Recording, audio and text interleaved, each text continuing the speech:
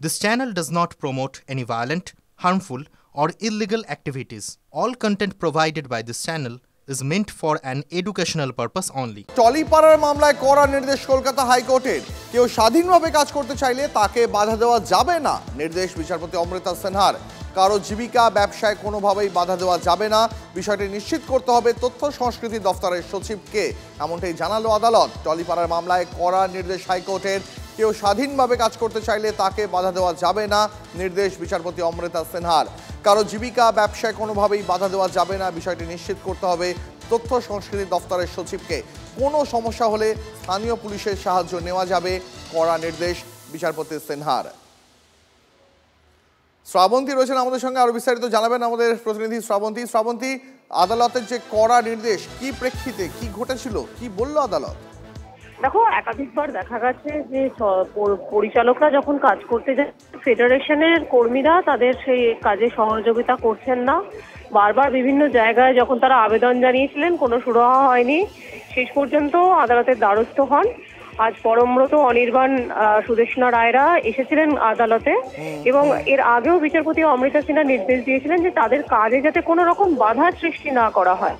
সেই বিষয়ে এখনো পর্যন্ত নির্দেশ মানা হচ্ছে না, সেটা নিয়ে আদালত অবমাননার মামলা ছিল। বিচারপতি অমৃতা সিনহা ফের নির্দেশ দিয়েছেন যে রাজ্যকে দায়িত্ব নিতে হবে, যেহেতু এটা একটা জীবিকা এবং জীবনের বিষয় রয়েছে, কোনোভাবেই রাজ্য হস্তক্ষেপ করবো না এই বলে এড়িয়ে যেতে পারে না।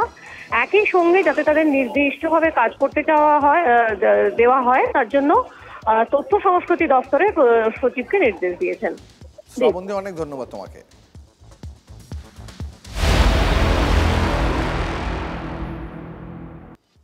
পাকচর জ্যোতির সঙ্গে এবার বাংলার ইউটিউবারের যোগাযোগ। জ্যোতি রানীর বাংলা সহ একাধিক ভ্লগের সঙ্গী কলকাতার ইউটিউবার সৌমিত ভট্টাচার্য। জ্যোতির অন্তত দুটি ভ্লগে দেখা গেছে সৌমিতকে। বাংলায় সেই সৌমিতের সঙ্গেই কলকাতার একাধিক জায়গায় ঘুরেছে পাকচর জ্যোতি, এমনকি দুজনে ব্যারাকপুরে বিরিয়ানিও খায় একসঙ্গে।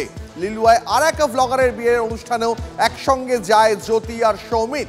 যদিও সৌমিতের দাবি, জ্যোতির পাকযোগ সম্পর্কে তিনি নাকি কিছুই জানতেন না।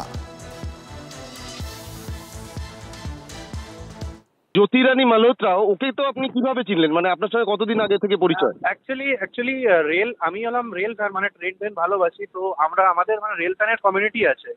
তো এবার বন্দে ভারত ইনগরেশনের ধরুন এই পাস টাস দেয়, পাস টাস ডিস্ট্রিবিউট করে রেল ফ্যানদের ডাকে, ইউটিউবারদের ডাকে।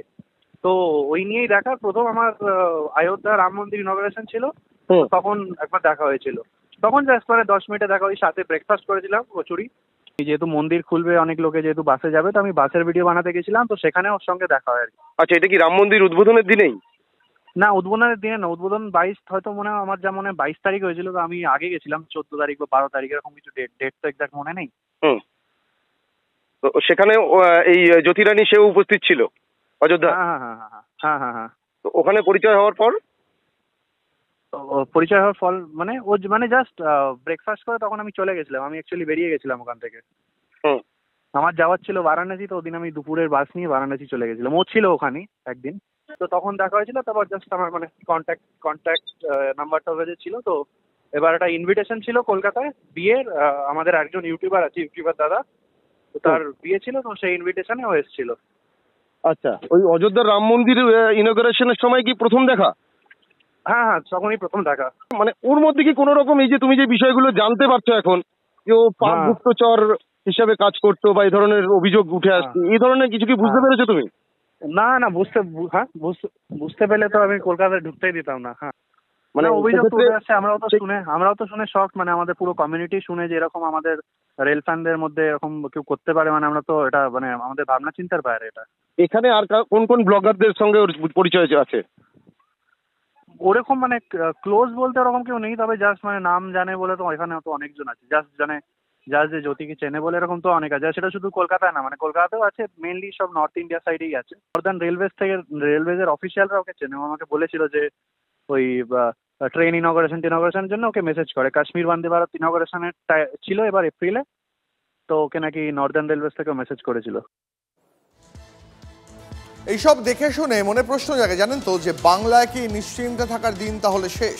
কারণ মাত্র 3 মাস আগেই কলকাতায় এসেছিল এই পাকচর জ্যোতি রানী মালহোত্রা। গত 11 মাসে 2বার এই বাংলায় আসে জ্যোতি। শিয়ালদা স্টেশন, বালি ব্রিজ, ব্যারাকপুরে ঘুরে ঘুরে নানা রকম ট্রাভেল ভিডিও শুট করে এই পাক চর। এমনকি চিকেন স্নেক নিয়ে উদ্বেগের মধ্যে শিলিগুড়িতেও গিয়েছিল জ্যোতি। যায় করোনেশন ব্রিজ, জয়গাঁর মতন স্ট্র্যাটেজিক লোকেশনে। কয়েকদিন আগে শিলিগুড়ি থেকে গ্রেফতার করা হয় খালিস্তানের জঙ্গি এবং চীনা নাগরিককে।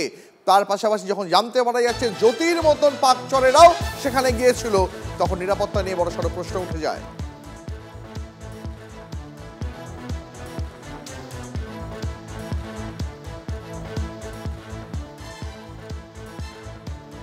আর এদিকে পাকচর সন্দেহে এখনো পর্যন্ত পুলিশের জালে অন্তত 8 জন। হরিয়ানা থেকে আরো একজন আইএসআই এজেন্টকে গ্রেপ্তার করা হয়েছে।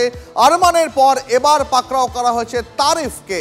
পাক হাই কমিশনকে সেনার বিষয়ে নানা তথ্য পাচার করত এই তারিফ। পাক দূতাবাসের কর্মী দানিশি তারিফকে পাক চর হিসাবে নিয়োগ করে। পাকিস্তানের হয়ে চরবৃত্তির অভিযোগে পাঞ্জাবের ভাটিন্ডা থেকে গ্রেপ্তার রাকিব। পাক গুপ্তচর সংস্থাকে ভারতীয় সেনার তথ্য পাচারের অভিযোগে ধৃতর বিরুদ্ধে জ্যোতি রানী ছাড়াও এখনো পর্যন্ত 7 জন আইএসআই চরকে গ্রেপ্তার করেছে পুলিশ।